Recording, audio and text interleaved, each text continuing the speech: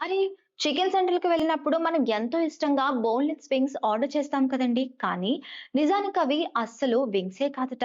న్యూయార్క్‌లోని international wing factory owner Deepak గారు చెప్పిన మాటలు వింటే మీరు కూడా షాక్ అవుతారు. అసలు లోకంలో బోన్‌లెస్ వింగ్స్ అనేవే ఉండవు. ఎందుకంటే ఒక్కో వింగ్ నుండి ఎముక తీయాలంటే బోలెడంత కష్టం పడాలి. అలా చేస్తే ఒక్కో వింగ్ రేటు రూ. 500, 600 దాటిపోతుంది. అందుకే మనం తినే ఈ బోన్‌లెస్ వింగ్స్ నిజానికి వింగ్స్ కావు ఫ్రెండ్స్. చికెన్ బ్రెస్ట్ ముక్కల్ని చిన్నగా కట్ చేసి పైన పిండి కలిపి ఫ్రై చేసిన ఓవర్ సైజ్డ్ చికెన్ నగ్గెట్స్ మాత్రమే.